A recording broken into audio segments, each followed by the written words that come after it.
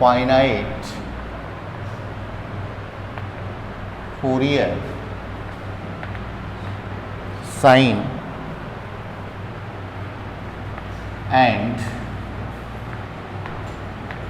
Cosine transform.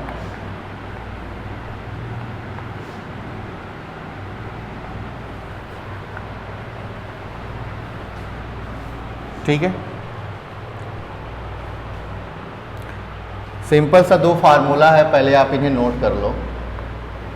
पहला है हमारा Fourier finite sine transform of f x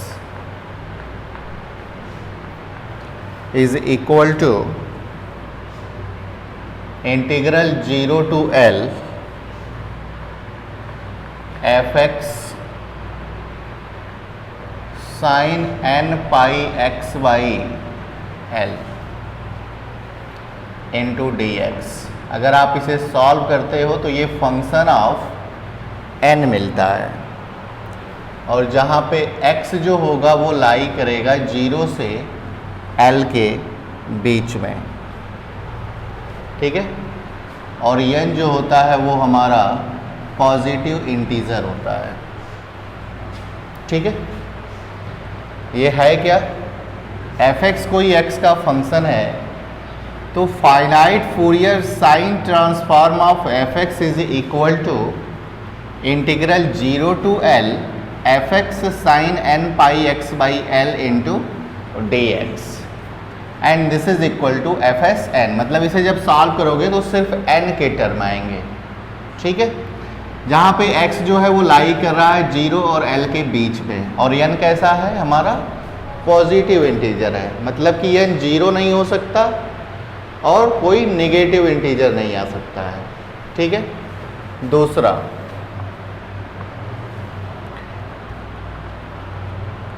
the finite Fourier cosine transform of f x, the finite Fourier cosine transform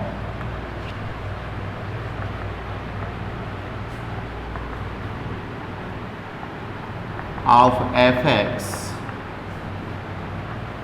is defined as, क्या हो जाएगा ये,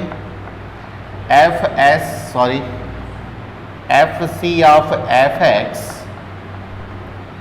and this is equal to integral 0 to L f(x) cos n pi x by L into dx, okay, and this is equal to F c n, जहाँ पे x लाई करेगा 0 से L के बीच में, और n हमारा क्या होगा पॉजिटिव इंटीजर होगा। ठीक है, यह है क्या, एफ एक्स कोई x का अगर फंक्शन है तो Fourier finite cosine transform of f x is equal to integral 0 to L f x into cos n pi x by L into d x, और अगर आप इसे सॉल्व करते हो तो फंक्शन ऑफ n मिलेगा। ठीक है, और x जो है वो लाई कर रहा है 0 से L के बीच में, और n कैसा है हमारा पॉजिटिव इंटीजर है। ठीक है, नोट हो गया, ओके। अब आप हेडिंग डालिएगा,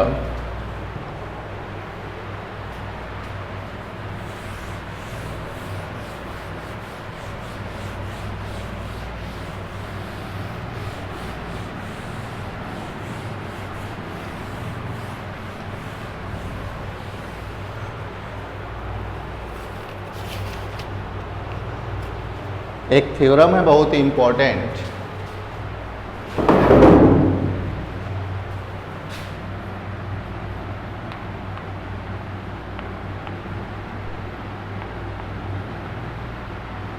और थ्योरम का नेम है हमारा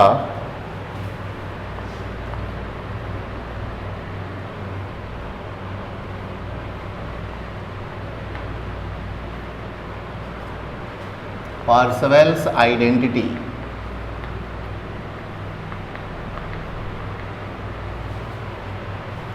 for Fourier integral, for Fourier integral.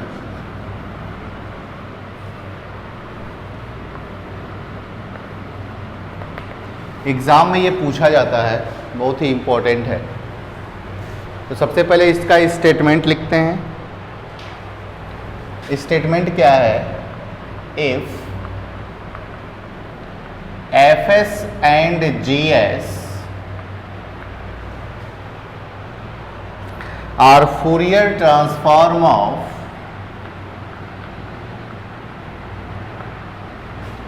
Fourier transform of fx and gx,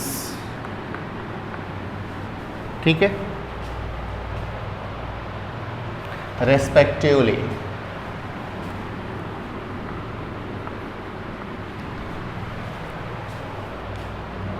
then 1/2 pi minus infinite to infinite mod fs square into ds is equal to minus infinite to infinite mod of fx square into dx, ये proof करना है, ठीक है। बहुत ही important है। अभी हम इस पे न्यूमेरिकल भी सॉल्व करेंगे पार्शियल आइडेंटिटी की हेल्प से, ठीक है। ओके, देखो कह क्या रहा है कि अगर fs और gs, fx और gx का फूरियर ट्रांसफॉर्म है, तो आप ये सिद्ध करो 1/2 pi integral minus infinite to infinite mod of fs square into ds and this is equal to minus infinity to infinity mod of fx का होल स्क्वायर इंटू dx, ठीक है बात। मैं एक छोटी सी चीज़ आपको बता दूं कि अगर z की value a plus iota b कोई कॉम्प्लेक्स नंबर है, ठीक है, तो इसके कॉन्जुगेट को हम कैसे लिखते हैं? a माइनस आयोटा b, ठीक है। अच्छा, अगर मैं ये कहूँ कि आप मल्टीप्लाई कर दो z इंटू जेड बार, तो क्या वैल्यू आएगी? ए स्क्वायर प्लस बी स्क्वायर, ठीक है बात इतनी। अच्छा, अगर हम कॉम्प्लेक्स प्लेन में अगर हम बात करें तो इसको हम रियल एक्सिस बोलते हैं, इसे हम इमेजिनरी एक्सिस बोलते हैं, ठीक है। सपोज करो कि यहाँ पे एक पॉइंट है P जिसका कोऑर्डिनेट है a, b, ये भी हमारा कॉम्प्लेक्स नंबर है। अगर हम कॉम्प्लेक्स प्लेन की बात कर रहे हैं तो कॉम्प्लेक्स प्लेन में अगर कोई भी पॉइंट लोगे तो वो हमारा एक कॉम्प्लेक्स नंबर की तरह फॉर्म करेगा, ठीक है। तो p a, b का मतलब ये है कि ये जो डिस्टेंस है वो क्या है? a है, और ये जो डिस्टेंस है वो क्या है? हमारा b है। तो अगर हम ये फाइंड करना चाहें, this is the distance between origin and from the point, तो इसका कोऑर्डिनेट क्या है? 0 0। तो डिस्टेंस फार्मूला अप्लाई कर सकते हो। जब ये अप्लाई करोगे तो ये मिल जाएगा a square plus b square, ठीक है। अब मॉड z होता क्या है? मॉड z जो है ये एक्चुअल में हमारा शॉर्टेस्ट डिस्टेंस होता है, या हम ऐसे बोल सकते हैं कि मॉड z जो है वो हमारा इस पॉइंट से इस ओरिजिन के बीच का डिस्टेंस है।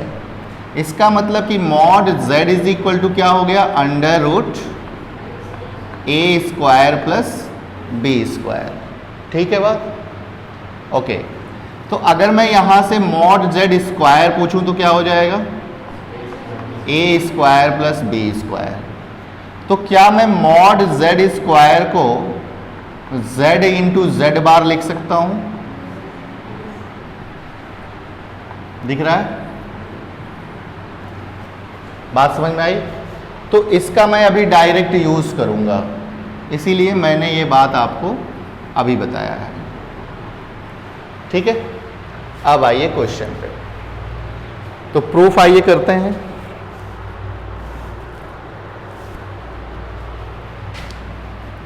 बाई इनवर्स फार्मूला, आप लिखते चलना, आप बाई इनवर्स फार्मूला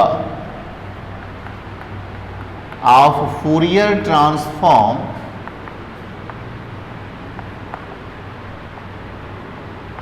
इज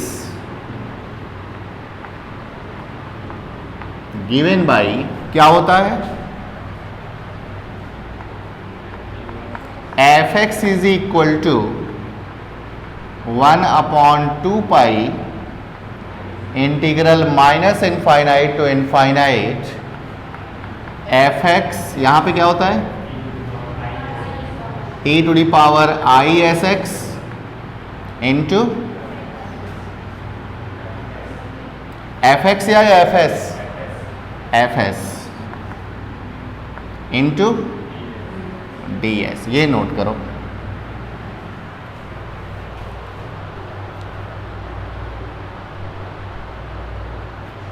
इसको जी कर लेना।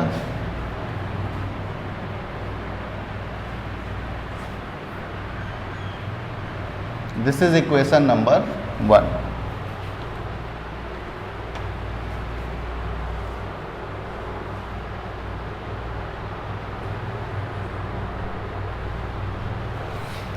taking complex conjugate, taking complex conjugate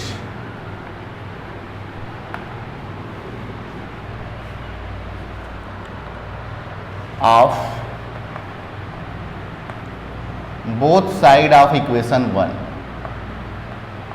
both side of equation 1 we get. देखो करना क्या है, हमें कॉम्प्लेक्स कॉन्जुगेट लेना है दोनों साइड में। तो कॉम्प्लेक्स कॉन्जुगेट अगर हम gx का लेंगे तो इसको हम डिनोट करेंगे कैसे?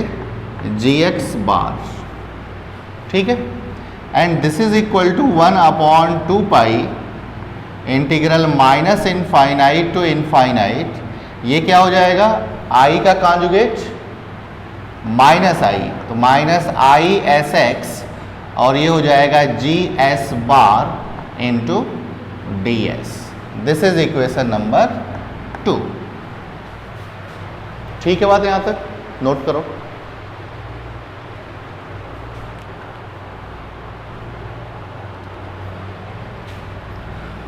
Therefore,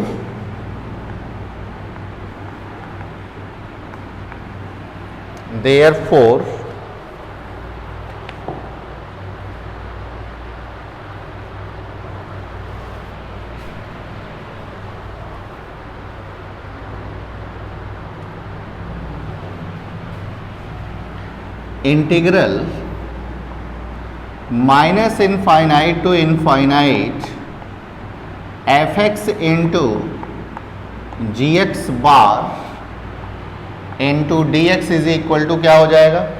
क्या मैं जी बार जी एक्स बार की वैल्यू यहां पे मैं पुट कर सकता हूं?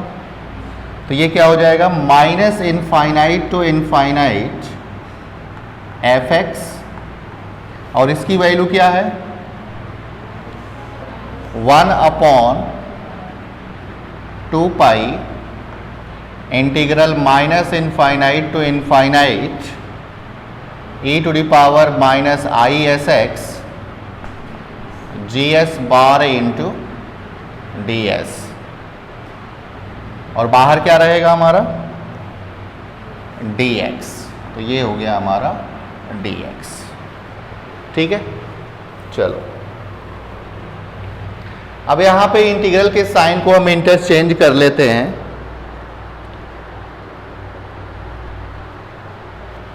ठीक है, तो इसको हम ऐसे लिख सकते हैं, integral minus infinite to infinite 1/2 को बाहर देते हैं, तो ये हो जाएगा 1/2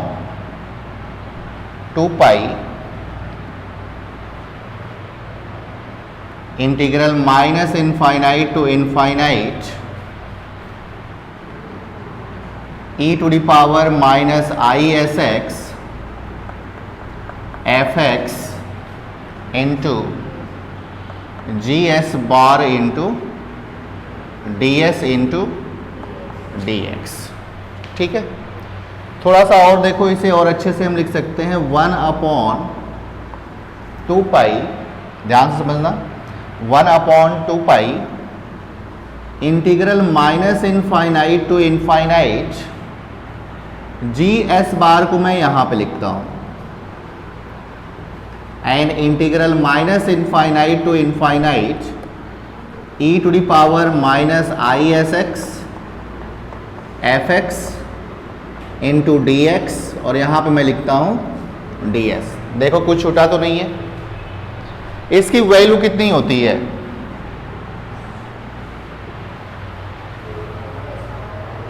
ये तो एक्चुअल में फूरियर ट्रांसफॉर्म ऑफ fx है, और फूरियर ट्रांसफॉर्म ऑफ fx को हम क्या लिख सकते हैं? fs। तो यहां से ये वैल्यू हो जाएगी 1/2 integral minus infinite to infinite GS bar into fs into DS। यहां तक नोट करो, कोई दिक्कत तो नहीं है? चलो,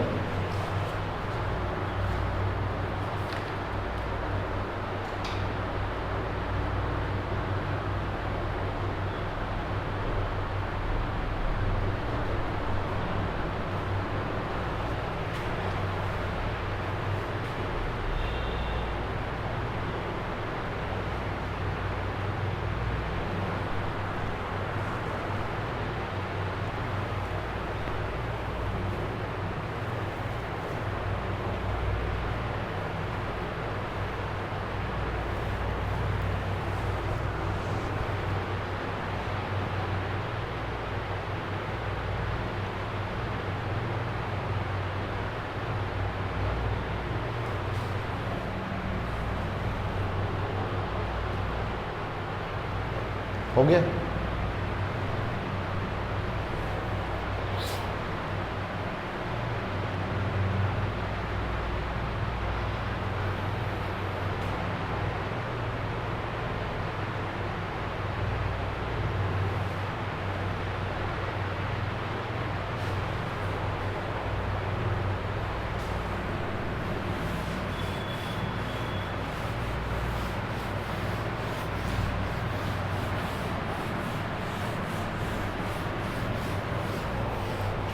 अब ज़रा देखो,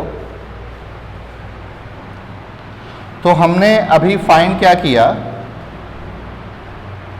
minus infinite to infinite fx into GX bar DX is equal to minus infinite to infinity 1/2 GS bar into fs into DS। This is equation number 4, जो भी हो।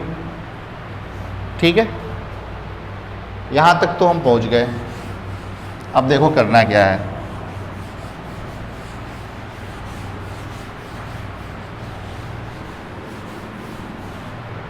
समझना, पुटिंग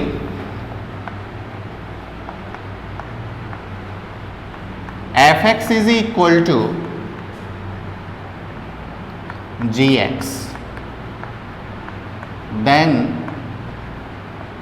we get, अगर हम पुट करते हैं इक्वेशन नंबर 4 में, तो ये क्या हो जाएगा? माइनस इन्फिनिटी टू इन्फिनिटी क्या हो जाएगा? gx into gx bar into dx, and this is equal to 1/2 integral minus infinite to infinite g s bar into g s हो जाएगा इंटू डी एस। अब आप ये बताओ z इंटू जेड बार क्या लिखेंगे, मॉड जेड स्क्वायर, और z है क्या जी एक्स, तो ये हो जाएगा हमारा minus infinite to infinite mod G x का square into d x is equal to 1/2 integral minus infinite to infinity, ये क्या हो जाएगा मॉड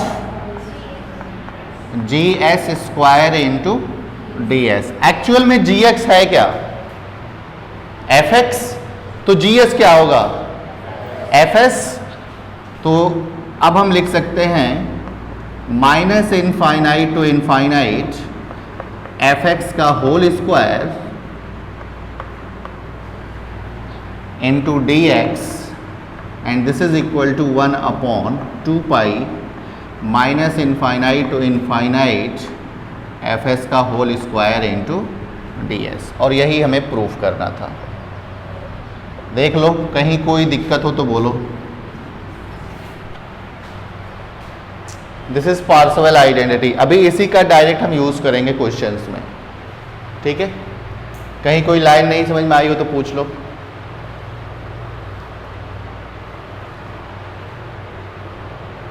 पूछना है कुछ, नोट करो जल्दी।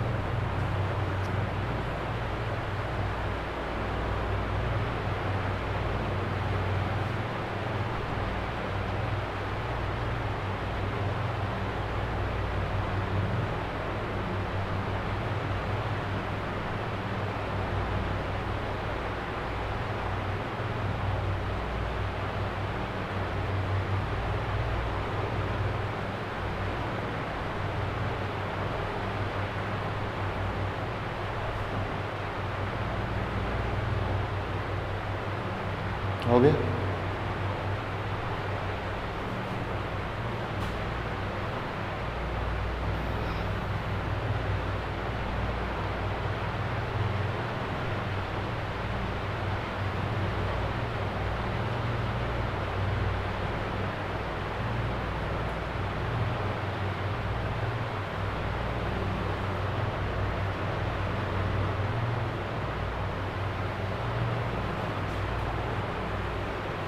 मिठाई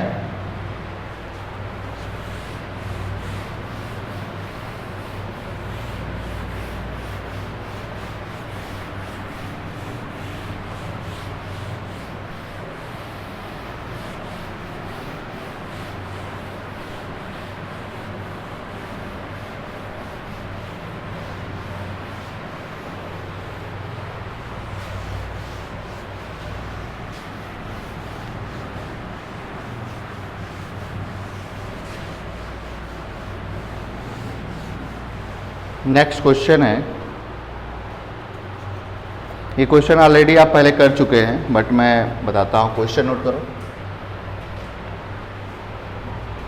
find the Fourier transform of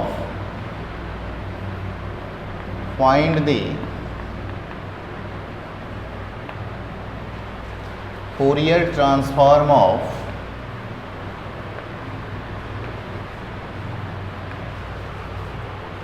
f(x)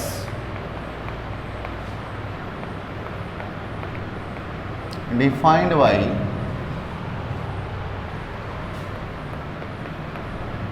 f(x) is equal to 1 if mod x less than a and 0 if mod x greater than a, and hence prove that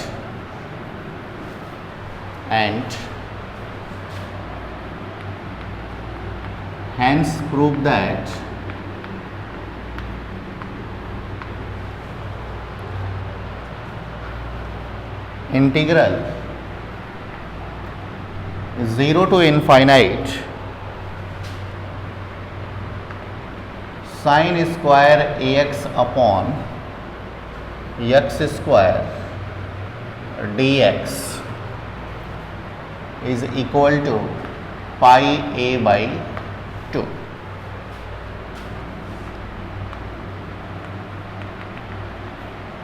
important question है ये।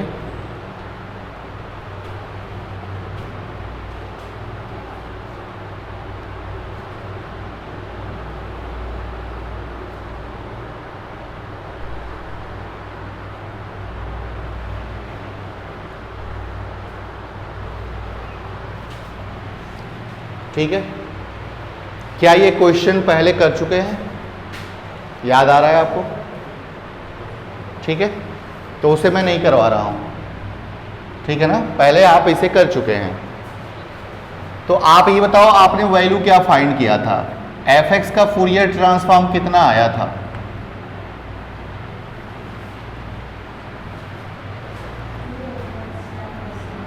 To upon s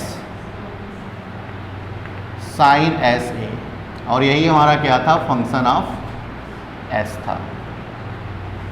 ठीक है बात? Exam में आएगा तो फिर आपको ऐसे नहीं करना है, आपको ये फाइंड करना पड़ेगा पहले, ठीक है ना। पहले f(x) का फूरियर ट्रांसफॉर्म आपको फाइंड करना पड़ेगा, ठीक है। अब हमें ये प्रूफ करना है integral 0 to infinite sine square ax upon x square dx is equal to pi a by 2, ठीक है। तो सेकेंड पार्ट के लिए कैसे प्रूफ करेंगे ये देखो। Second part, now we use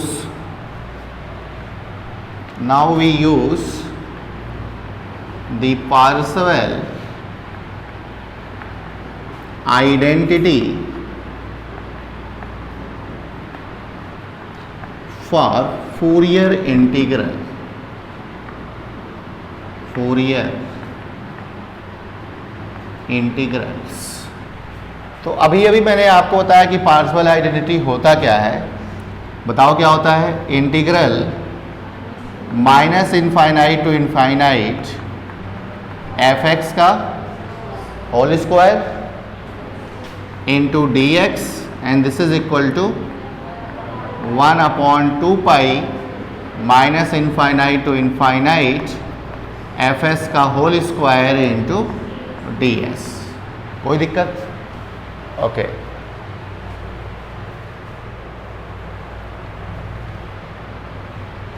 यहां पे अगर हम चर्चा करें तो mod x less than a का मतलब क्या होता है? Minus a less than x less than a. और mod x greater than a का क्या मतलब होता है?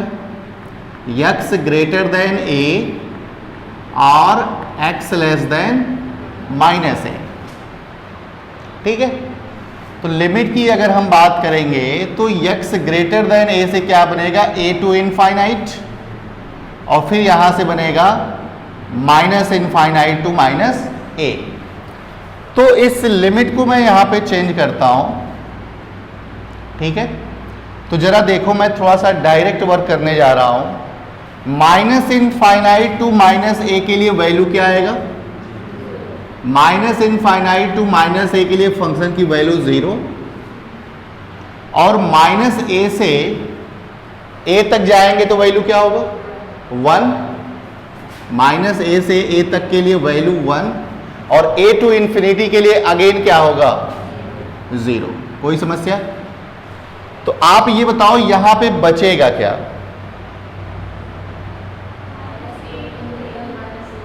माइनस ए टू ए, मैं लिख दूं माइनस ए टू ए ठीक है, mod of f x square into d x is equal to 1/2 minus infinite to infinite. अभी मैं इसको ऐसे ही रहने देता हूं, ठीक है। अब वैल्यू पुट करो, इसके बीच में एफ एक्स की वैल्यू क्या है 1, तो ये 1 का स्क्वायर होगा और ये बचेगा यहां पे डी एक्स, तो ये हो गया आपका -a to a dx।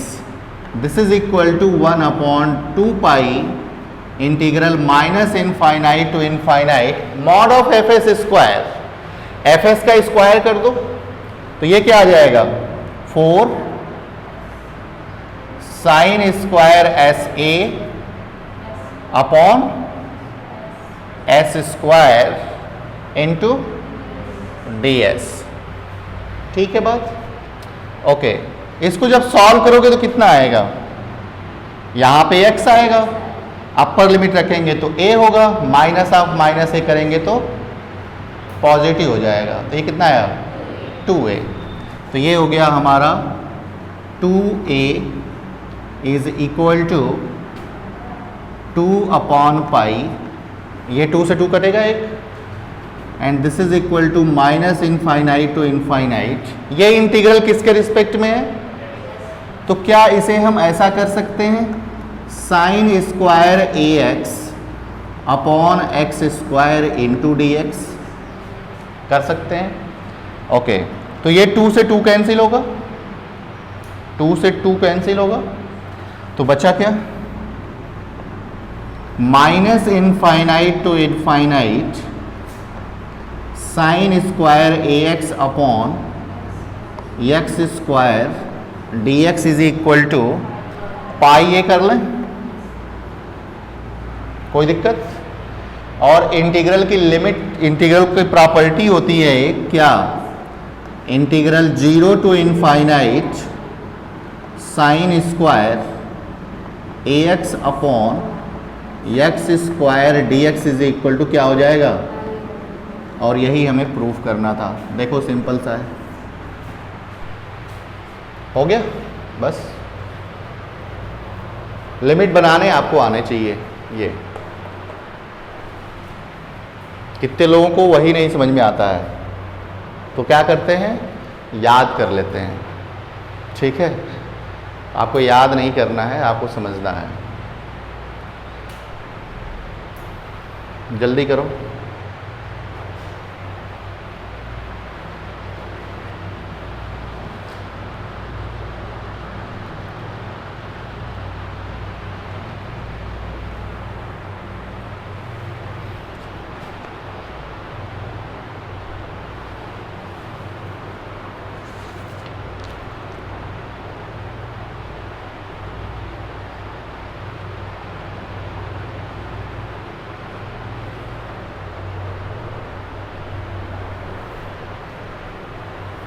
सबके पास किताब है ना, बिना बुक के पढ़ रही हो तुम लोग हैं क्या, रिजल्ट के बाद लेना है, ऐसा क्यों,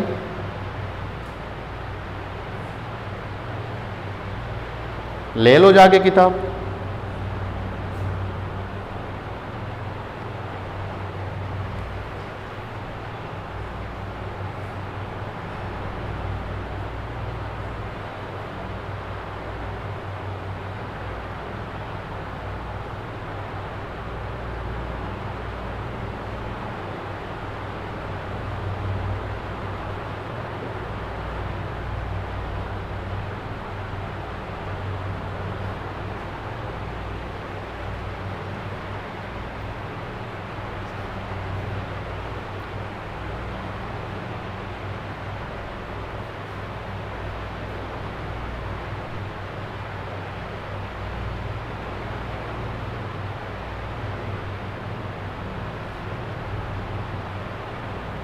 हो गया,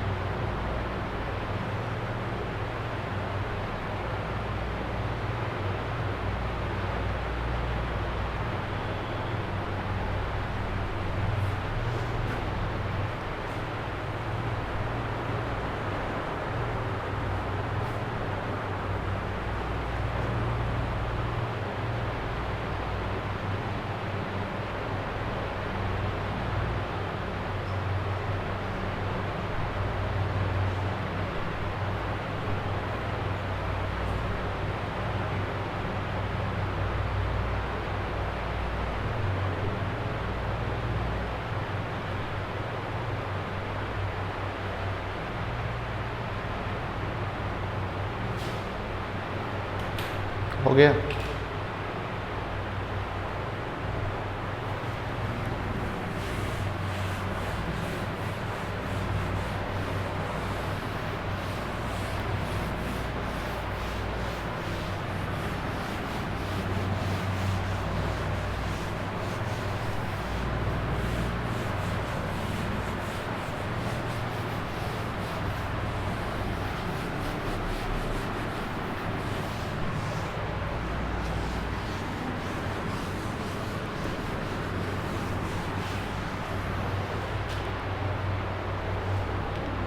क्वेश्चन लिखो, find the finite cosine transform of f x. Find the finite cosine transform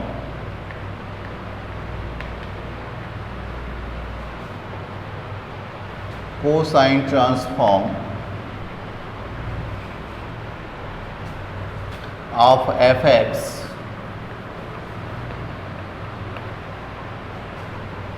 if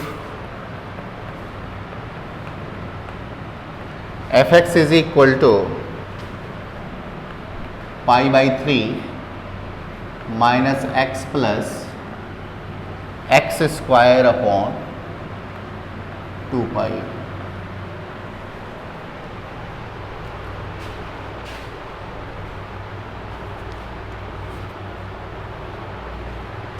ठीक है, यहाँ पे ये भी लिख लेना 0 less than x less than pi.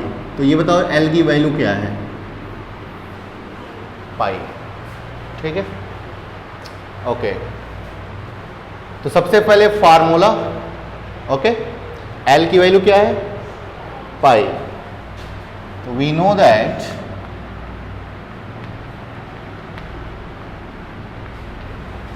the finite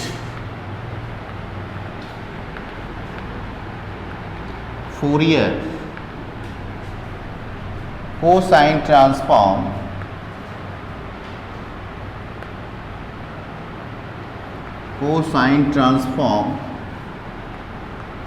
of fx is क्या होता है? fc of fx and this is equal to integral 0 to L fx cos n pi x by L into dx। ठीक है बात, okay. जब solve करोगे तो function of n आना चाहिए, जहाँ पे n क्या होता है? Positive integer. ठीक है बात, ओके। अब समझो जरा, तो L की वैल्यू यहाँ पे क्या है? हमारा x लाई कर रहा है 0 से लेकर के पाई तक, मतलब कि L की वैल्यू क्या है? पाई। तो वो क्या जाएगा? ये fc ऑफ fx की वैल्यू पुट करना होगा, तो ये हो जाएगा pi by 3 minus X plus X square upon 2 pi. This is equal to 0 to pi, okay. और fx की वैल्यू क्या है? Pi by 3 minus X plus X square upon 2 pi. L की वैल्यू पाई रखेंगे तो पाई से पाई कैंसिल हो जाएगा, तो बचेगा क्या? cos nx into d x, यही तो बचेगा। This is equation number 1। एक बात आप याद रखिएगा, देखो जो चीज़ें यूज होने वाली होंगी ना उन्हें मैं आपको बता दूंगा। यहाँ पे क्या चीज़ यूज होगा अभी लास्ट में। एक फार्मूला आप याद रखना कि साइन n पाई की जो वैल्यू होती है वो हमेशा 0 होती है for all n belonging to z। ठीक है, मतलब कि जब n हमारा इंटीजर का एलिमेंट होगा तो साइन n पाई की वैल्यू हमेशा क्या होगी? 0 होगी। और दूसरी बात, cos n पाई जो होता है -1 होता है अगर n हमारा कैसा हो, ऑड हो, ठीक है, और 1 होता है अगर n हमारा कैसा हो, इवन हो। लेकिन ये ध्यान देने वाली बात होगी कि यहाँ पे भी n कहाँ बिलोंग करना चाहिए, z में, ठीक है बात। अब आओ इधर, सिंपली कुछ नहीं करना है, आपको इसे इंटीग्रेट करना है। तो इसे हम क्या मानेंगे, फर्स्ट, और इसे सेकेंड। अब ध्यान देना, तो first function is π/3 -x plus x² upon 2π, हो गया। सेकेंड फंक्शन का इंटीग्रेशन करेंगे तो ये हो जाएगा हमारा sin nx अपॉन n, ठीक है। और ये हो गया लिमिट हमारी 0 से लेकर के π तक, माइनस होल इंटीग्रेशन करेंगे, लिमिट लगाएंगे 0 से π। फर्स्ट फंक्शन का डेरिवेटिव लेंगे तो ये हो जाएगा हमारा -1 प्लस x अपॉन π, ओके। और यहाँ पे हो जाएगा हमारा 1 upon n sin nx into dx। कोई समस्या? अब जरा समझो, अगर मैं x की जगह पे पाई पुट करता हूँ तो sin n पाई की वैल्यू 0, तो अपर लिमिट के लिए ये वैल्यू क्या हो गई, 0। अगर मैं ये 0 यहाँ पे पुट करता हूँ तो sin 0 क्या होगा, 0, मतलब कि ये टोटल क्या हो गया, तो ये पहला वाला ब्रैकेट हमारा 0 हो गया, ठीक। तो बचा क्या, उसे लिख लेते हैं। तो दिस इज इक्वल टू, अगर मैं यहां से माइनस कॉमन करता हूं तो ये पॉजिटिव हो जाएगा, तो ये मैं इसको लिख दे रहा हूं 1 अपॉन n इंटीग्रल 0 टू पाई, क्या हुआ, क्या हुआ,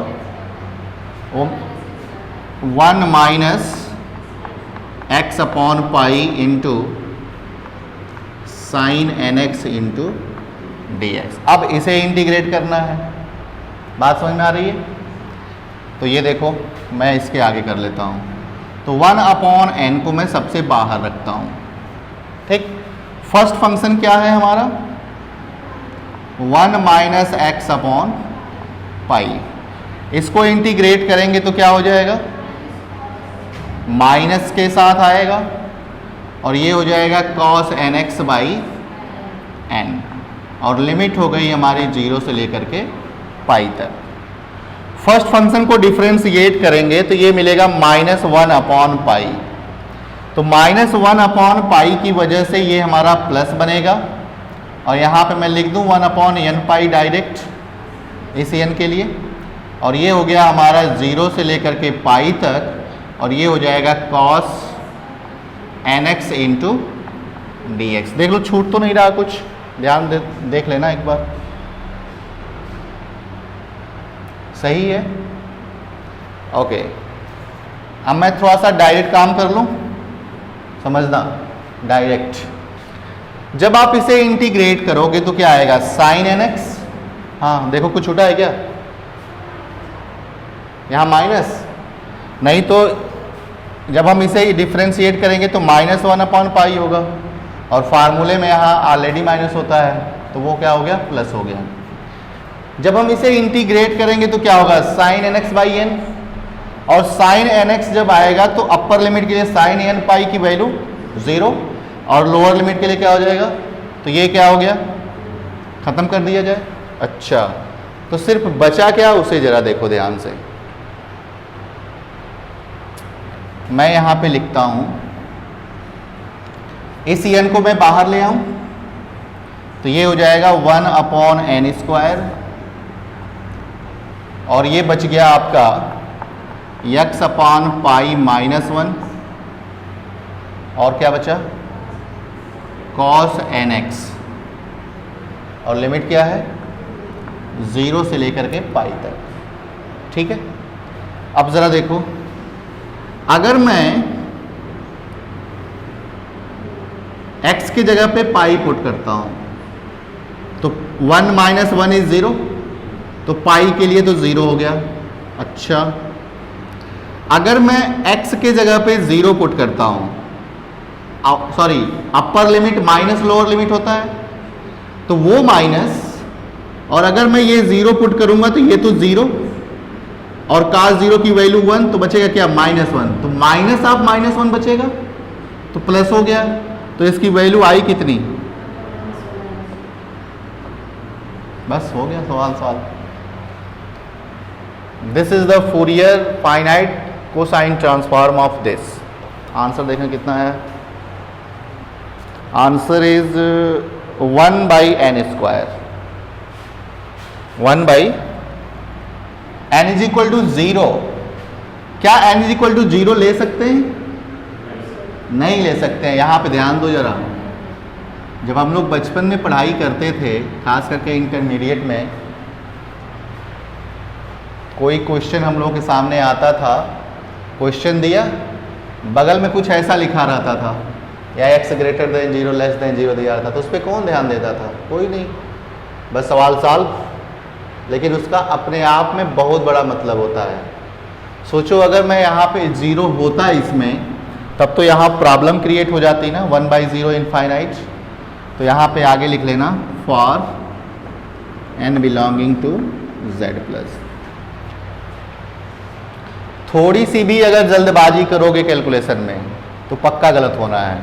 मैं खुद गलत कर सकता हूँ अगर मैं जल्दी जल्दी सॉल्व करूँ। मैं वैसे भी, आपको लग रहा होगा कि मैं फास्ट नहीं पढ़ाता हूँ, ठीक है, मैं आराम से, ऐसे ही आपका पूरी कॉम्प्लेक्स ख़त्म हो जाएगी, ऐसे ही मैं पढ़ाते रहूँगा धीरे धीरे, ठीक है। तो जल्दबाजी नहीं करना है। अगर आप कैलकुलेशन कर पा रहे हो, सही से सोच पा रहे हो, तो आप एग्ज़ाम में ये काम डायरेक्ट कर सकते हो, दिखाने की ज़रूरत नहीं है, ये डायरेक्ट यहाँ से कर सकते हो, ठीक है। बस हो गया, नोट करो।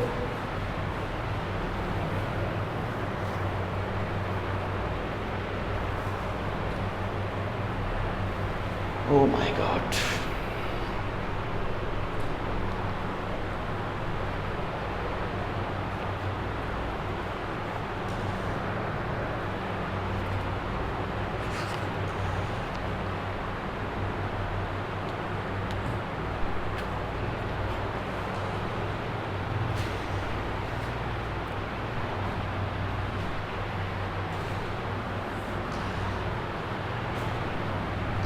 मैं आपको क्वेश्चन दे रहा हूँ। f(x) is equal to sine sx, इसका आपको फाइंड करना है फाइनाइट फूरियर कोसाइन ट्रांसफॉर्म, ठीक है, कर लोगे ना?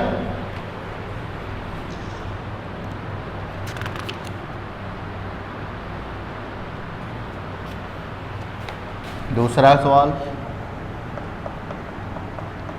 f(x) is equal to 1 minus x upon pi का होल स्क्वायर, इसका फाइंड करना है finite cosine transform, finite cosine transform.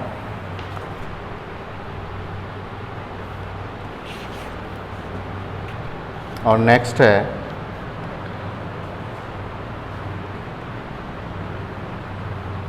तीसरा, f(x) is equal to x upon pi finite sine transform, finite sine transform. कर लोगे ना? बोलो।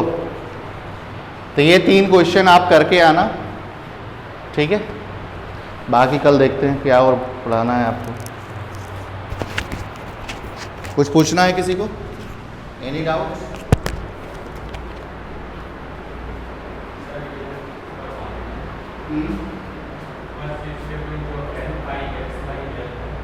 हाँ,